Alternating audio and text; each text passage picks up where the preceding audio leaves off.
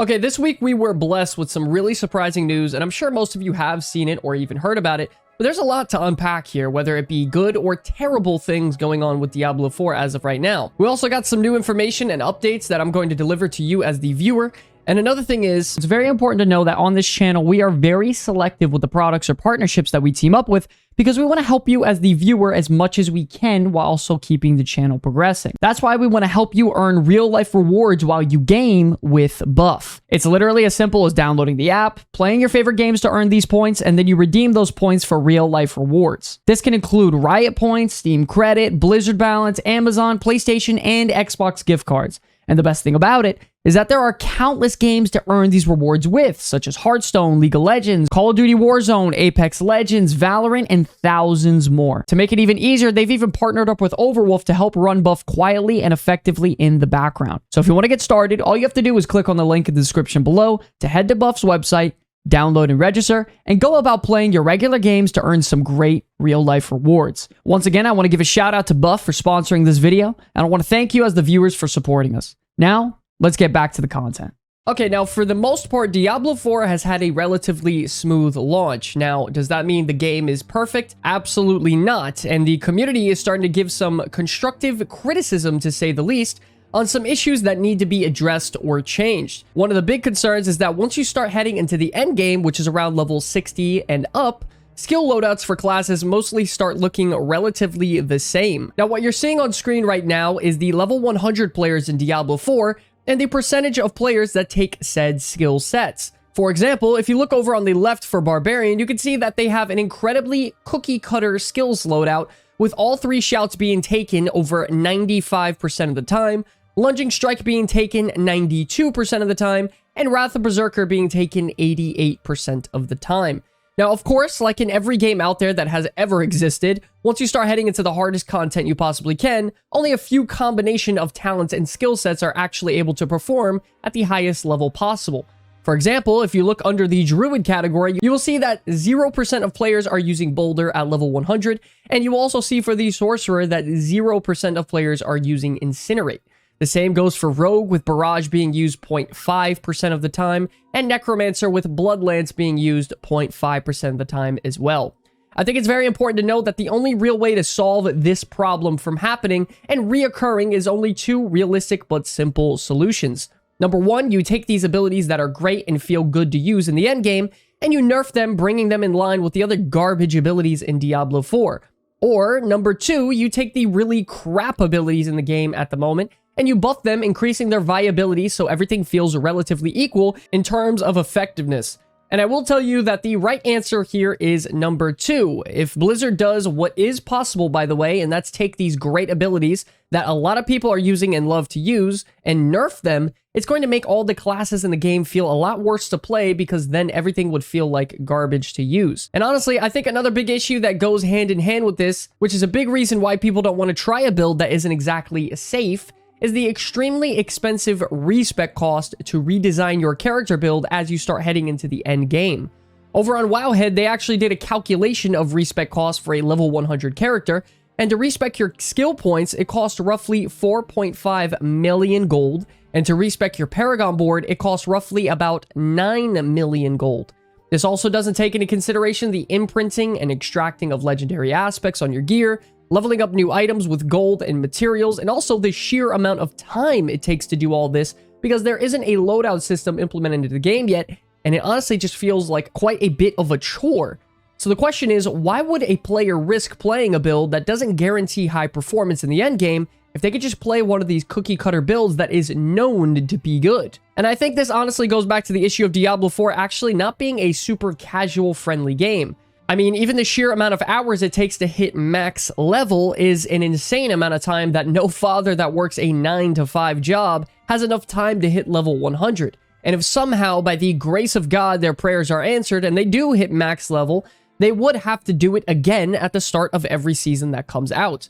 I really hope that heading into the seasons of Diablo 4, the XP requirement for hitting level 100 gets lessened to cater to a broader audience rather than just the people who could play 6 to 12 hours a day. And speaking of the players who could play 6 to 12 hours a day, a very big complaint from them is that there is a severe lack of endgame content. But with this, honestly, I do have to disagree. I think smashing your head against the wall, running the same normal dungeon over and over again for 3 days straight like Champion's Demise, will make you feel like there's no endgame content because all you did was try and rush to level 100. You have to understand, for Diablo 4, the endgame right now actually comes at around level 60, and anything past that is just min-maxing your character to become as strong as you possibly can. The highest difficulty you could obtain is World Tier 4, and that also brings you unique and ancestral items, which have a cap on your item power. So the gear that you would be obtaining for a level 70 is going to look a lot similar to the gear that you would be obtaining for a, say, level 100. We have to remember that Diablo 4 isn't an MMORPG where a bucket load of new content comes right when you hit max level, which I guess in Diablo 4's case would be level 100, like raids or ranked PvP or some new magical endgame content. So essentially, you're just rushing to a brand new endgame that actually doesn't even exist. Once you reach about level 70 to 75, all of the gear upgrades that you start obtaining become incredibly minimal in increasing your character power. And I will agree that the endgame does start to slow down because there isn't actually anything to work toward the last 25 levels of the game. None of your gear or grinds you were doing before is providing you with a huge benefit to your character that you might have gotten the previous 75 levels. And how do you fix this problem, you may ask? I mean, it's actually very straightforward. You add an additional 5th world tier. You make this 5th world tier applied to level 80 through 100 level bracket, increase the experience gain significantly so it's actually a lot easier to hit max level, as well as giving us a brand new item tier for a higher item level power to obtain to increase our character power even more. So they added Sacred for World Tier 3, Ancestral for World Tier 4, and whatever the hell it could be in World Tier 5. By doing all this, it smooths out the endgame curve, heading all the way into level 100, and once again allows us to go on that loot farm that we all love to do in an ARPG game. Another big issue being brought up constantly is the fact that the renown grind is too difficult and takes way too long to earn your max renown for each zone in the game. If you don't know, hitting max renown in Diablo gives you a ton of rewards like skill points, paragon points, and potion charges on your character. So generally, it's very beneficial for you to obtain max renown throughout all the regions. Now, it isn't exactly easy to hit the max renown for each region, and I would say primarily it's because what you have to do to earn renown is honestly quite boring and not really beneficial to your character other than strictly going for those renown points. For example, side quests give you about 25,000 experience and crappy resource rewards when it takes about 15 to 20 million XP to level up once you start heading into the higher levels. I think that if they opened up more renown rewards throughout the game, like maybe 5 or 10 renown points for completing a nightmare dungeon in a said region, the Tree of Whispers actually bringing more value and giving you renown points for a selected region of your choice, or just generally making it a wider area of access would be a lot more beneficial and make the grind less grindy. And to wrap up my rant on Diablo 4, there is actually some good news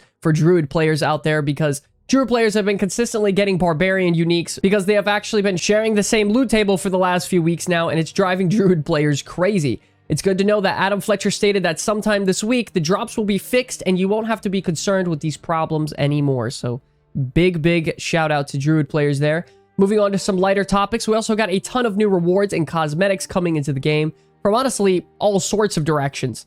Coming on July 6th, there are new Diablo 4 Prime Gaming rewards for those of you that are members of the Prime Gaming program. Found in the newest Prime Gaming blog, players will be able to claim the Brackish Fetch Mount Bundle, giving you the Scales of the Dead Sea horse armor, the Mariner Will Trophy, which you could put on the back of your horse, and the Dead Sea Vessel Trophy, which you could place on the back of your horse as well. All of these have a consistent theme of being part of the sea to give your character a fresh new look. Don't forget, we also have the third week of Twitch drops that are wrapping up soon on the 25th, and they're all about the Druid, which gives you an Azure Hand Cleaver weapon and the Font of the Mother back trophy. All you need to do is watch Diablo 4 streamers on Twitch that have the drops activated for a total of 6 hours. You'll get access to both of these as well, so make sure you go out and acquire those also. We also got some new cosmetics in the shop that are available right now, and the first one you see on screen here is the Daemon Facade Rogue Armor, which brings you a sort of dark demon type theme, and the Beast Main Barbarian Armor, which looks incredibly cool, giving you a sort of Frost Saber helmet on your character's head, making you the ultimate hunter. Both of these are really awesome. Go check those out. Now, to quickly break down some new developer updates and news, it was confirmed that the Season 1 launch date for Diablo 4 is expected to drop in mid to late July, yes. And this also comes with the new Battle Pass that they are going to be bringing out every season that comes out as well. It's very, very important to note, though, ladies and gentlemen, that you cannot progress through the Seasonal Battle Pass on the Eternal Realms with the characters you have activated right now. The only way to take part in the seasonal questline, mechanics, the season journey, and battle pass, you will need to create a new seasonal character and participate on these seasonal realms. The battle pass is going to be full of countless cosmetics and in-game rewards and has nothing to do with player power at all, meaning that there is no pay-to-win option there. But let me know what you guys think in the comment section below about this, not being able to progress through the battle pass if you are on the Eternal Realms. Do you guys think that it's not very casual friendly? Do you guys think it's mainly for the hardcore players? Let me know what you guys think about that in the comment section below, because there is a ton of drama going on about seasons right now. And also, if you're looking for the best items in the game to acquire, the developers officially announced that there is a significantly higher chance of items to be sacred or ancestral inside of Nightmare Dungeons. This official statement appears to incentivize players to give the Nightmare Dungeon system, which is a really challenging part of the endgame content, a real shot. With currently a lot of players preferring to just simply farm normal dungeons with very straightforward layouts like Champion's Demise or Blind Burrows, and to counteract the crazy normal dungeon spam meta that we have today even more, is that they're actually going to increase the monster experience inside of Nightmare Dungeons even more and decrease the travel time to and between them, with instantly being able to teleport you to a dungeon when you activate the sigil as well. It was also stated that uniques would also have a higher chance to drop as sacred or ancestral in Nightmare Dungeons, which I think is an amazing thing, considering the fact that if you're doing the hardest content out there, you should get rewarded with the best gear possible. It's also been discovered that there is a really good and new Forgotten Souls farm that you could do with a group of players, and is incredibly straightforward as well. All you have to do is form a group, travel to a Helltide zone, and start looking for Screaming Hell Veins, which are mining nodes specific to only spawning in Helltide regions. Once one of you finds the Screaming Hell Vein, tell your other party members to go back to town, and the person that's at the Screaming Hell Vein opens and collects the first round of Forgotten Souls. Then tell one of your other party members to teleport to you and let them open it so you can collect the second round, and you can repeat this process with however many people you have in your group. Forgotten Souls are incredibly valuable in the endgame for enchanting your gear to acquire the best in slot affix slots on all of your armor and weapons, and they're pretty much worth more than diamonds in the endgame when it comes to creating your character as strong as you possibly can. So go on ahead and use this super neat trick to get as many Forgotten Souls as you can in one Helltide to probably set you up for a good amount of time. But okay, ladies and gentlemen, I just wanted to quickly reinstate that I think Diablo 4's structure and the base game has a very, very high potential to keep a player base entertained and happy for a very long time to come.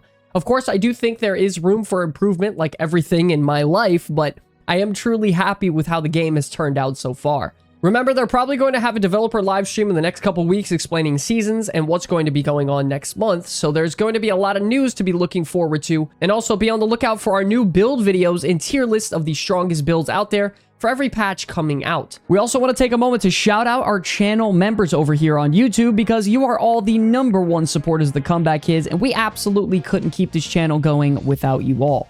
The giveaway for our channel members this month is going to be the brand new Razer Black Widow Pro keyboard, worth over $230. So if you all are interested in earning exclusive rewards for the Comeback Kids, as well as being given the opportunity to giveaways constantly, click that join button below or follow the link in the description to become an official Comeback Kid today.